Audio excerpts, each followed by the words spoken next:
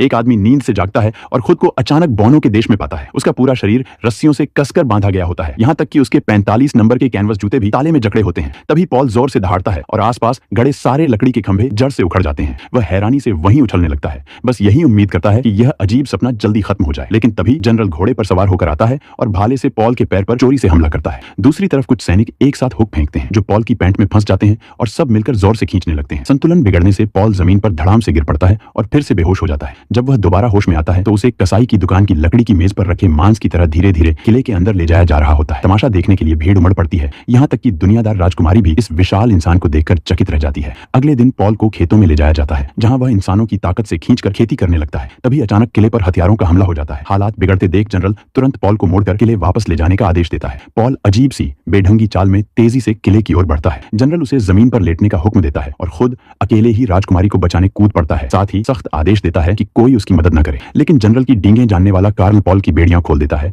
और उससे राजकुमारी को बचाने की गुहार लगाता है। संकट के इस पल में पॉल सबसे पहले पहुंचता है। वह आराम से 2 हत्यारों को पकड़ता है और एक झटके में उन्हें भोजनालय की ओर फेंक देता है। राजकुमारी को वह हथेली पर उठाकर सुरक्षित बाहर ले आता है। जब बहादुर जनरल पहुंचता है तब तक लड़ाई खत्म हो चुकी होती है। राजकुमारी पॉल का दिल से धन्यवाद करती है, लेकिन राजा अब भी आग में फंसा हुआ होता है। पॉल बिना कुछ सोचे उसकी मदद के लिए दौड़ पड़ता है। जैसे ही वह राजा को छूने की कोशिश करता है, आग से उसकी उंगली जल जाती है। तभी समझदार कार्ल याद दिलाता है कि आग बुझाने के लिए पानी चाहिए। पॉल को यह बात जंच जाती है और वह सबको चौंका देने वाला काम करता है। वह अपनी पैंट उतारकर आग पर पेशाब करने लगता है। हालांकि थोड़ा अजीब लगता है, लेकिन इससे जान बच जाती है। इसी दौरान हमेशा देर से पहुंचने वाला जनरल भी आ जाता है और गुस्से में पॉल को डांटता है कि जल्दी अनाज समेटो। पॉल पलटकर अपनी बची खुची सारी पूंजी जनरल को सौंप देता है।